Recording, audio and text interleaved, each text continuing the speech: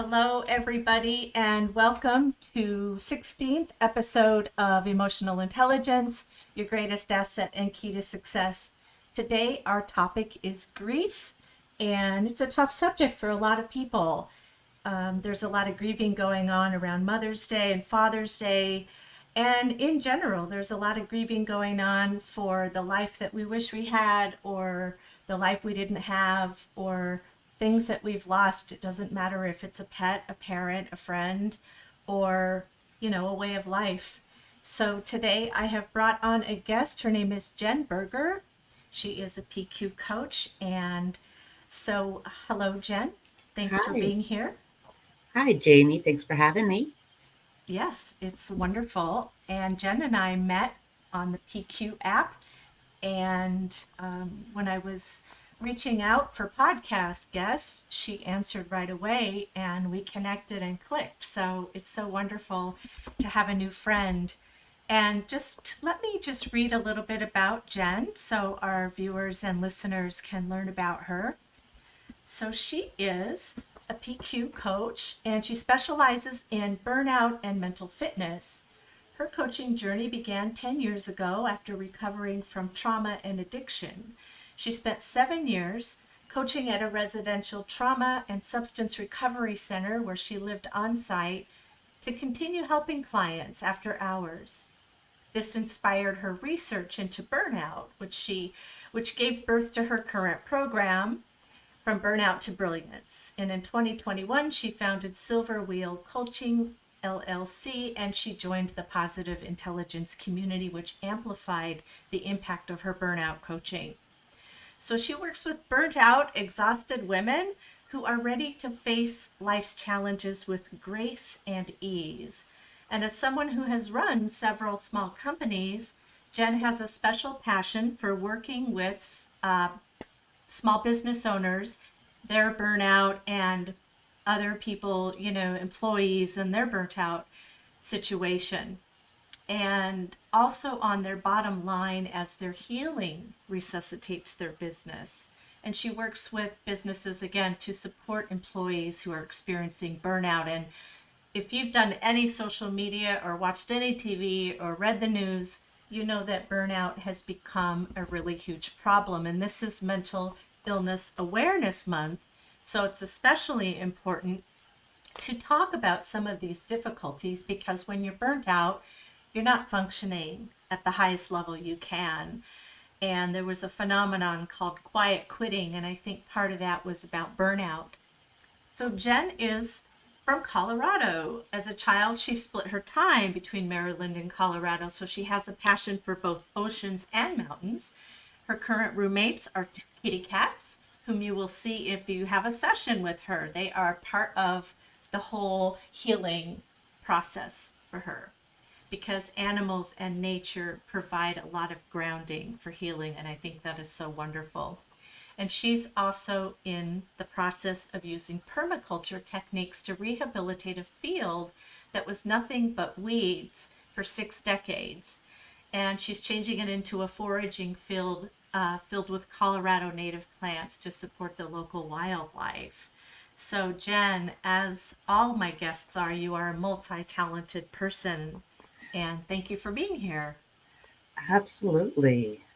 And thank you for the introduction. And yeah, Yeah, so it was interesting. I trained as a spiritual director, and one of our units was on grief.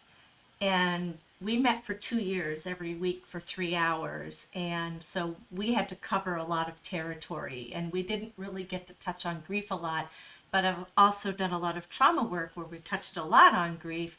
So I'm really familiar with it. And in April is the anniversary of 5 different people who were close to me who mm, died in various years, including my brother and sister-in-law, stepsister, and closest friend. So it was a tough month.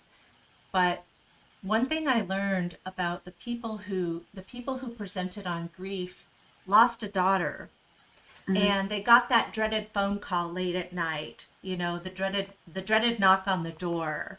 And when you get the dreaded knock on the door, you don't even need to know what they're going to tell you. You just know it's not going to be good Yeah. because nobody knocks on your door in a uniform with a badge in the middle of the night. And so that grieving process started 20 years ago. And they decided that they couldn't just live in the grief, that they had to be able to do something with it. So they decided to help other people understand grief. Nice. And yeah, right. And so, based on what I said at the beginning, what are your thoughts about the way that we are grieving now and some of the current situations around grief? Um, I think for one, grief is a massive subject, so we're not going to be able to touch on everything. One of my thoughts, if we're talking about grief just related to death, I think our culture has gotten kind of off base because starting back in like the 40s or so, Mm-hmm. life and death became this thing that happened behind hospital doors. Mm-hmm. And so death became this very scary thing over the years. And we began using a lot of euphemisms. Like Mm-hmm. people talk about, I lost my mom. Mm-hmm. Did you leave her in a park somewhere? Or, I had to let my pet go. Mm-hmm. Instead of actually using the words like, this last fall, both of my pets entered their final stages of life at the same time, and I had to make the choice to euthanize both of them Mm-hmm. within 7 weeks of each other, which was brutal. Yeah. But actually using those terms of, I chose to euthanize them, they died, I Mm-hmm. think is very important for us to say these words instead of euphemisms because it connects us with the reality that Mm-hmm. is. Mm-hmm. And so I think that's one of our issues is we've really begun to fear death. We've begun to not necessarily fear death, but there's like such a mystery around it. Mm-hmm. Um, and so I think that's one thing that's really nice is we are returning to a lot more people having hospice care at home Mm-hmm. and returning it to a home-based system. Um, but with grieving, I think the other thing we've forgotten is grieving and mourning in particular, is really a time of transition. Mm-hmm. We're not meant to be stuck there. Yeah. And mourning is really about this transition from having a physical relationship with someone to a spiritual relationship. Mm-hmm. And, it sounds like you very much know that that is a painful process. And there are still days that, just a few days ago, I was working on things and I was like, I know my mom's with me all the time, Mm-hmm. but I really wish she was here right now to answer this question. Mm-hmm. And that was 11 years ago that she died. So, Mm-hmm. Yeah, that's a good point. For some reason, I have some kind of an intuitive spiritual ability to communicate with dead people, mhm, people in my past who have been very important to me. And I like to tell this story because it's really profound. One of my spiritual mentors when I was in college, I went to Gonzaga University and I was a practicing Catholic. And at one point I wanted to be a priest. And of course, Catholic Church says no. But then I thought, well, my friend Laura was a nun. And I thought, well, maybe I'll be a nun. And I thought, I really don't want to be a nun, but I wanted to be a priest. And so Laura and I had a little joke and she called me Monsignorina, and she died a few years back, and it just broke my heart because I loved her so much, and she knew how much I wanted to serve the church.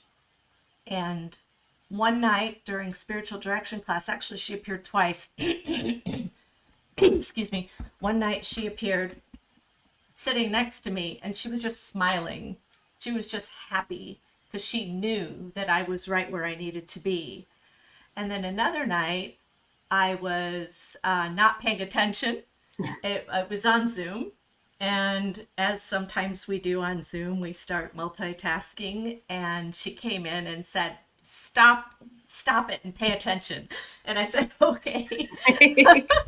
And then when my brother died, he just decided to check out. He had been dying for years, and it took a long time, and it was a slow, horrible death. And so I kept saying, Jerry, are you okay? And I finally said, are you with mom? Because my mom died when I was a baby. I Mm, said, are you with mom? And I got the dream that night. I got the dream. He was with my mom. He was okay. He was reunited. He took her death really hard, and he never got to process it because, you talk about the 40s. Well, it took a long time for our society to have therapy oh, and be okay with therapy and do grief therapy or trauma therapy or whatever kind of therapy. And so my brother really didn't get to grieve properly. Either did my other brother or sister. They never had those resources. right. And I think that's such an important thing that we are moving towards Mm-hmm. is allowing that space to grieve. And Mm-hmm. touching on the stories you shared, a lot of people are quick to dismiss dreams or intuitions or feelings. And again, that's, denying this connection we still have Mm-hmm. to, this thing that's greater than us. Mm-hmm. Um, but with having that space to grieve, we're starting to talk a lot more about therapy and, Mm-hmm. and then of course post traumatic growth and things like Mm-hmm. this. But a lot of times we're not allowing ourselves the time we truly need. Like we have these like platitudes and we say these things. Mm-hmm. Um, but we expect others or ourselves Mm-hmm. to, just get back to regular life much more quickly than I think is reasonable. And that's another big thing that I think is important for people to know is, we talked about grieving looks different for everyone. Absolutely. And there are some people who, you know, go back to work right away, go back into their routines right away. Mm-hmm. And it's not always a sign that they're not dealing with it. This is how they're dealing with it. Exactly. And I think that's important to validate that we all have a different experience. We all have a different way of going through grief. Mm-hmm. And this applies to grief around death, but Mm-hmm. also, as you mentioned in the beginning, like any kind of change that happens in our life. When we're, if you're getting married, there's also this grieving period. Like you're really excited about getting married, but there's a grieving period about the loss of the single life. Yeah.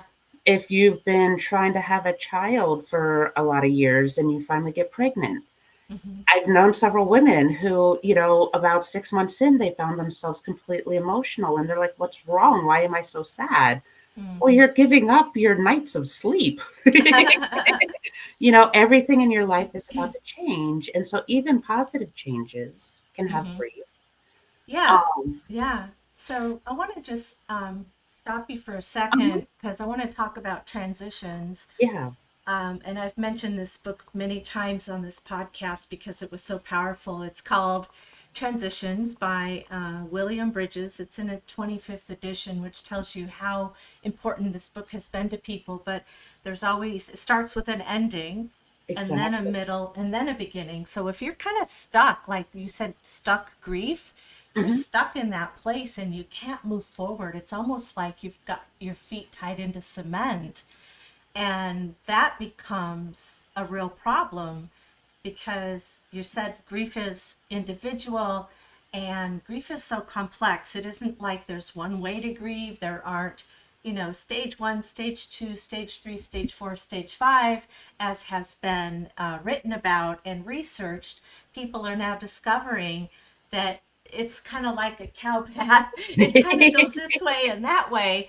And so you may be in stage one of denial, but then you can maybe go to acceptance and back to denial and back to this and over to that. And, it comes in waves. And it does. And yeah, because it's not a linear path. It's Mm-hmm. this thing that, again, unique for everyone. You Mm-hmm. don't have to, I think there's more and more realization that the traditional topics of, the five stages of grief, maybe Mm-hmm. not so valid for everyone. Right. Because you're not going to go through all these different pieces. Like my grief is going to look different than yours, and Mm-hmm. that's the beauty of life is we're all Mm-hmm. different. Yeah, Um, exactly. but yeah, and it comes in waves, and it can hit you at the funniest time. Mm-hmm. Here's a story: is last year for Fourth of July.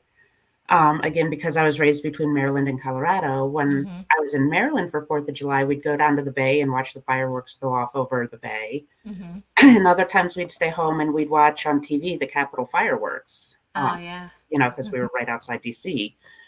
And so last year I had helped organize a block party for Fourth of July, and I come in and I sit down and I'm watching the Capitol fireworks because they're broadcast nationwide now. And it was just Mm-hmm. mom's birthday is July 5th. And Oh. so Fourth of July is when we would, celebrate. Mm-hmm. And so I sat down and just as a tribute to her, I'm watching the Capitol fireworks and they have the show and all the music and they were doing a tribute to wounded veterans. Mm. And this opera singer comes on and she has this beautiful voice and she starts singing mom's favorite song from The Sound of Music, Oh, gosh. which was Climb Every Mountain. Oh, yeah. And I remembered quickly how badly it burns when you have sunscreen running into your eyes Oh, because it was just waterworks, and I was like, yeah. out of nowhere. And it Yeah. was for me, and this is, I know we were going to bring in a little bit of positive intelligence. And to Mm-hmm. me, this was sage grief because, like, Mm-hmm. yes, there was waterworks, but it wasn't necessarily a sorrow. Like, it was part Mm-hmm. sorrow, Mm-hmm. but it was also, thank you, mom. I really needed to feel you today.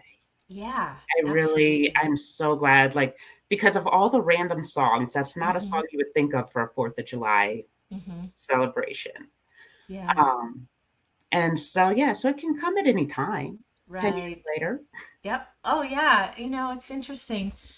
When my mother died on January 15th, 1965, and every year without fail, that day I feel depressed. And it didn't dawn on me for a very long time why out of the blue am I depressed today? And so my body knew, Mhm. even though I was a baby. But I want to touch on a couple of things that reminded me when you were talking about that. One is that people don't know how to talk to other people about grieving and they're afraid to say something. And I think people want to talk about it. I think they want to say, they just want to be heard. They don't need to be fixed, they don't need advice. Uh-huh. My friend Susie from high school, I met her for coffee when I was back in my hometown, Spokane, and her son died of an overdose. Mm. And nobody wanted to mention it to her. And so we talked about it, and I said, "Is it okay?" And she said, "Yes, nobody wants to talk about it." And so I was grateful that she was able to share with me and talk about the grief that she had been experiencing. And as far as I'm concerned, you just never get over some griefs are just too hard to bear, and one of them is losing a child. And I have several friends who have lost, children in childhood as well as Mhm. adulthood. Mhm. Mhm. And yeah, that is one thing because you're always a parent. And Yeah.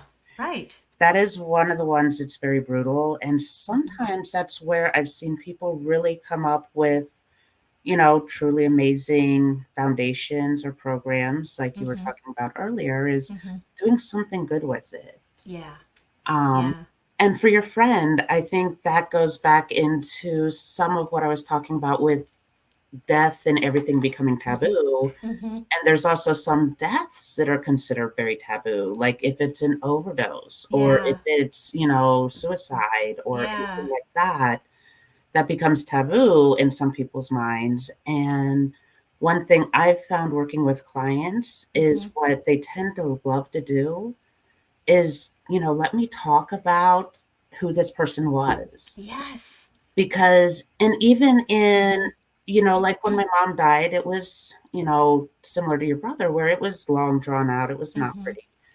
and everyone wanted to talk about that. And I'm like, Mm-hmm. let me tell you about the woman she was. Yeah, Let right. me tell you this light that the world has lost Mm-hmm. and just how amazing she was.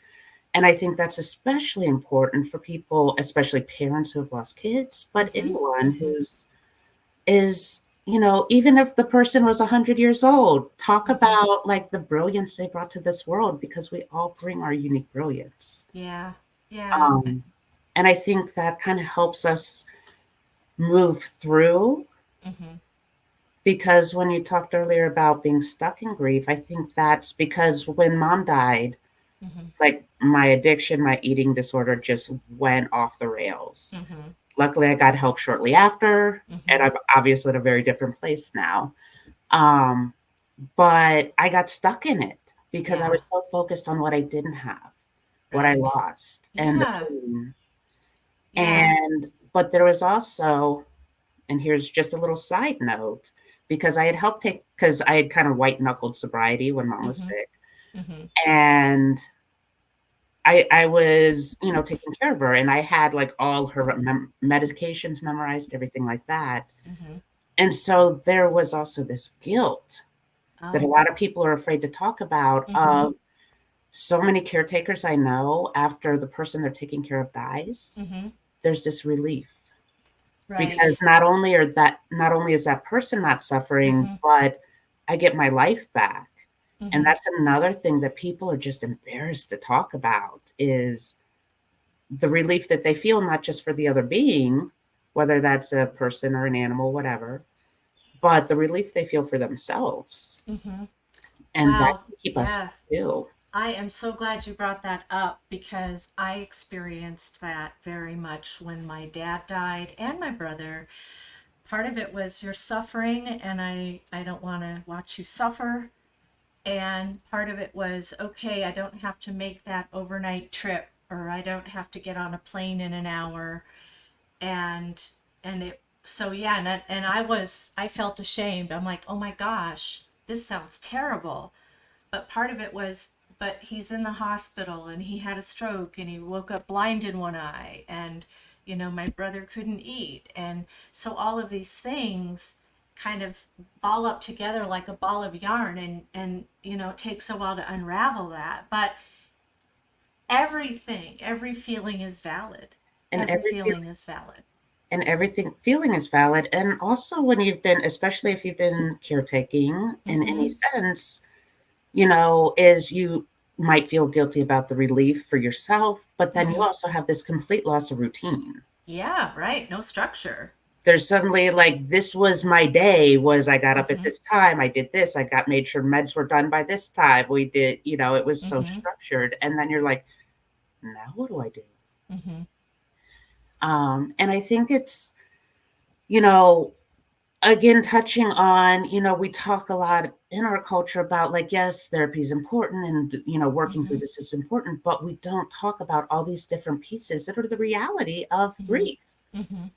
And when we're feeling ashamed and we have this loss of structure and we're feeling lost and we're feeling all these things, Mm-hmm. it's easy to get stuck in grief. Yes. It's Yes. easy.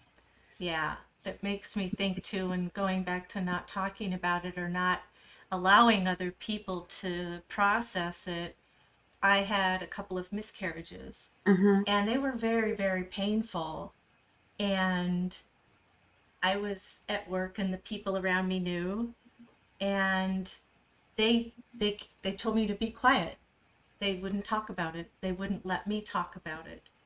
And this one person had a baby shower and she didn't want to invite me, and And that I, hurt because it just because you're having a baby doesn't diminish my experience. yeah. And that is, yeah, that's another very, unfortunately, a lot of people still find that to be a taboo subject too. Like we have so many taboos for a I culture that considers know. itself so open, right? Yeah, yeah. But yeah, and I think there is a growing movement of women speaking out about miscarriages and things like that because it is grief. It's a It is. huge grief, and And the other, maybe it's Yeah. And some people have had miscarriages and then carried a baby to term, Yeah. and other people like me, I adopted. Hmm. And I'm grateful because God sort of said, your gene pool may not be good, but Well, this other actually, boy is going to brighten your life. and as So, we were talking about that, I realized that I left out a bit, half our population because we also, yes. when there's a miscarriage, Hmm. the fathers are grieving too, but we Exactly. really don't let men have their feelings. Right. I was going to mention that men have a different way of grieving and it is culturally constructed, Yeah. right? There's like a script almost. Like this is, you're a guy, didn't affect you, whatever, on any level. Like my dad, he didn't know how to grieve when my mother died. No. He had no idea. He didn't have tools. He had 4 kids Yeah. and And, a job. Yeah. and is suddenly a single dad. Right. A And single dad trying to make a living, trying to support 4 kids, a baby and three, a preteen and 2 teenagers, and he didn't know what to do. yeah. And nobody said, "Wow, John, that must have been really tough. And I'm I'm sorry also you had to go guessing through no that." and I'm also guessing no one said, "Wow, you did a great job." No, no. He did what he could. He did the best that he could with what he had, with the tools that he had. He didn't have an easy childhood. He didn't have the kind of role models that sometimes I think we have a lot to be grateful for in that we do have a mental health awareness month. We have, therapy has become pretty commonplace and people are talking about it and talking about processing and trauma, Mhm. like what we started talking about. There's all this stuff is in our lexicon now. And it's starting to become part of our lexicon. And I think, where we need to move with it is Mm-hmm. to, shine a light on a lot of these things, especially grief. Mm-hmm. Is, when I was working with clients with trauma, Mm-hmm. or even addiction, because guess where addiction stems from? Oh, for sure. Sometimes, yes. And so, I'm like, okay, like we have to shine a light on the monsters in the closet, Mm-hmm. because once you have a light on them, you can see how big and scary they are or how not scary they are, but you can at least see them. Yeah. And I think that's where we need to continue, like pulling this curtain back on grief Yes. around death. But Mm-hmm. also, we really need to start validating that grief is, everywhere. It's a part of life. Yeah. Every new beginning is an ending, Right. and or comes from an ending, Yes. and you know actually honor that too. We Mm-hmm. really, a lot of times, people, like after a breakup, Mm-hmm. people are like, okay, well, time to move on or get over it, or you should, Right. right? Right. And that's grieving, that's Mm-hmm. mourning. Yes. And so shining a light on this and really saying, okay, so this is what it is. Mm-hmm. It's a time of transition. Mm-hmm. That's all it is a time of transition. And then understanding that and going, okay, so here's some skills to start moving Mm-hmm. through it. Mm-hmm. Yeah. And there are a lot of wonderful books out there that are really helpful. Memoirs and I remember reading a couple of them myself when my brother was dying and when I was doing my training as a hospital chaplain where every day grief every single day and it was I was glad to be present for it Hmm. and I was present for it. The medical staff couldn't be present for it, Right. but they couldn't. They had to administer medication and take blood pressure and do this and do that. But the chaplain could stay in the room and say, "Yeah, tell me about that. Do you want to talk about that?" And working with families. But we're out of time, Oh my. and I know it went by fast. And as you said at the beginning, we are barely scratching the surface on this subject, and we would love to hear from you. This video will be posted on my YouTube channel, and Jen will have access to it, and she will spread it however she does. And if you want to say stuff in the comments about it, just know that if we didn't cover it, it's not because we didn't think it was important. It's just that this is a short podcast and we just wanted to bring it up and say, yeah, it's a thing, it's real. And if you're grieving, you're not alone. We You're love not. you. And can I say one more quick thing? Yeah. So one of my biggest things that I work with, and I'm still working with it myself, Mm-hmm. is really, and this is a positive intelligence concept Mm-hmm. of when you find yourself grieving, when you find yourself in sorrow, notice your thoughts. If you're Yes. going, this is awful, this happened to me, you're Mm-hmm. grieving from a saboteur side. Yeah. And it's time to do your best. And this takes time. It's not immediate. This isn't a condemnation, but do Mm-hmm. your best to start to shift those thoughts into how lucky am I to have had you in my life? I am Mm-hmm. so grateful that you were part of my life for however long or short a time. Yeah. Yeah. And there's, calling on the sage powers, the empathy power is huge here because Hmm. sometimes it's not giving it's giving empathy to others, but it's really giving it to ourselves. Like, yeah, you're right to feel that way. It's okay. I'm gonna hug you. Hmm. Or even the navigate power, which I really like. How would my old self tell my younger self?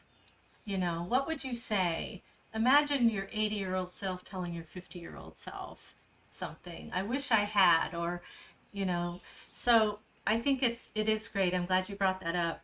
And so if you want to find out how PQ can transform your life in so many ways, Hmm. then our information is in the show notes. I would be happy to jump on a call with anyone and find out just how much power positive intelligence has. I know it has changed my life tremendously.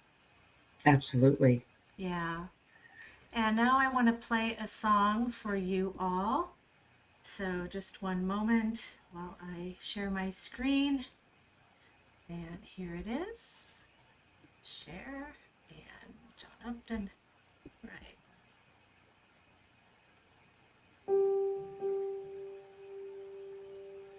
Grieving is part of the journey. Saying goodbye to who I thought I was. Life is a mystery, full of twists and turns. One little lesson that I've learned: And that's our forgiveness. show. That's our show. Take care, everybody. Take care. Thank you. Thank you. Bye bye. Bye.